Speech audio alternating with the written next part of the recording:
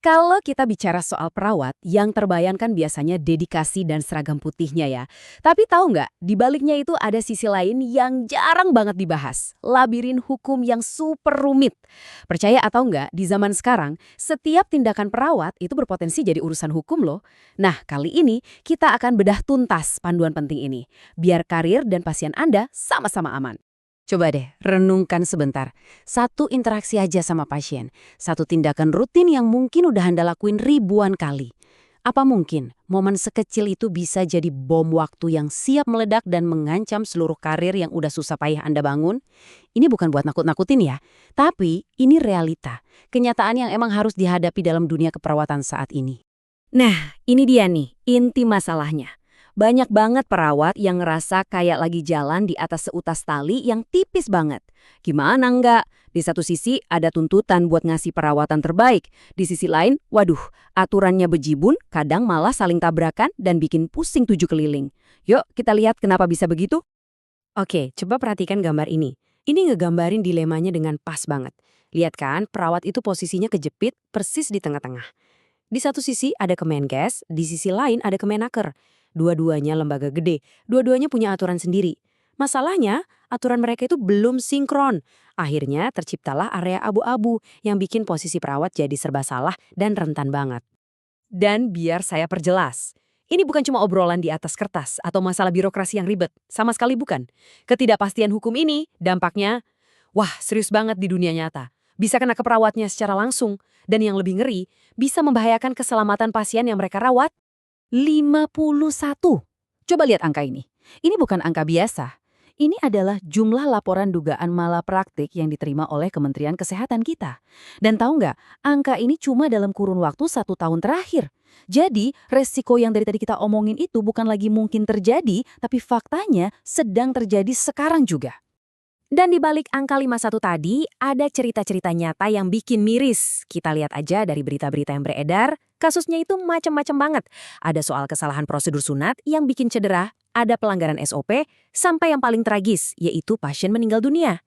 Isu ini bahkan udah jadi sorotan DPR loh, yang sekarang mendorong adanya tindakan disipliner yang lebih tegas.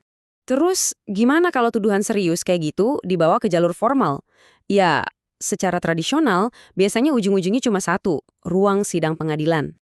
Proses di pengadilan ini namanya litigasi. Bayangin aja, ini adalah sebuah pertarungan hukum yang super formal, terbuka buat umum, dan aturannya kaku banget.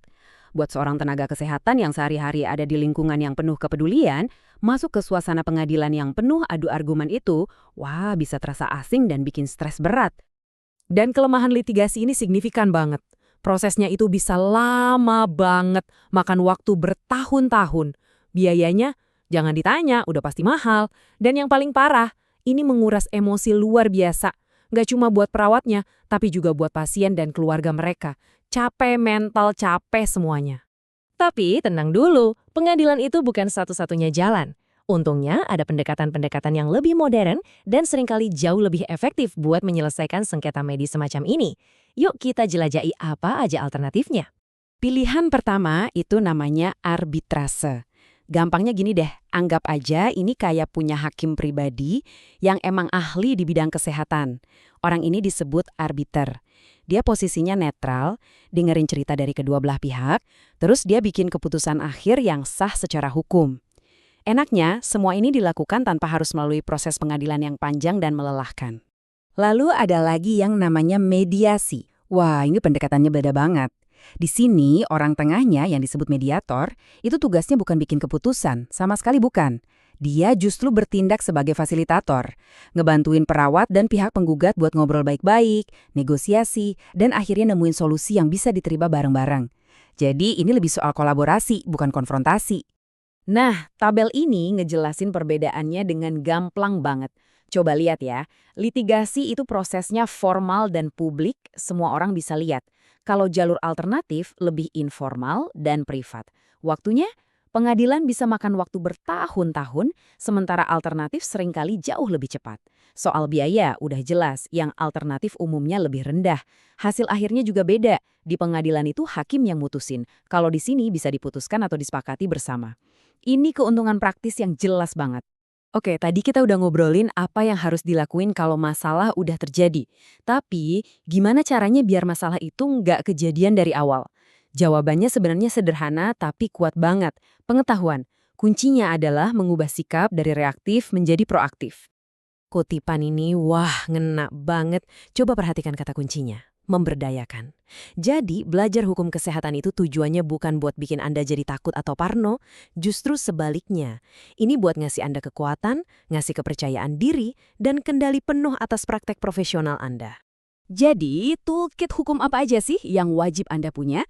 Pertama, cegah konflik dari akarnya dengan menguasai aturan main dan etika. Kedua, ketahui pilihan Anda di luar pengadilan, pahami mediasi dan arbitrase. Ketiga, lindungi data pasien seolah-olah itu data paling berharga di dunia. Dan keempat, yang paling krusial, pahami UU Kesehatan yang baru. Ini adalah fondasi buat tahu apa hak dan kewajiban Anda secara jelas. Jadi, ini dia poin utamanya. Di zaman sekarang, kompetensi hukum itu sama pentingnya dengan kompetensi klinis. Titik. Menjadi perawat yang hebat itu bukan lagi cuma tentang seberapa jago Anda merawat luka, tapi juga tentang seberapa cerdas Anda menavigasi lanskap hukum yang kompleks ini untuk melindungi diri sendiri dan tentu saja pasien Anda. Nah, sebagai penutup, saya mau tinggalkan satu pertanyaan buat Anda renungkan. Dalam praktek Anda sehari-hari, apakah Anda udah mulai merasakan kalau pemahaman soal hukum kini jadi sama vitalnya dengan keterampilan klinis yang Anda miliki? Coba pikirkan baik-baik, karena bisa jadi masa depan profesi keperawatan kita semua bergantung pada jawabannya.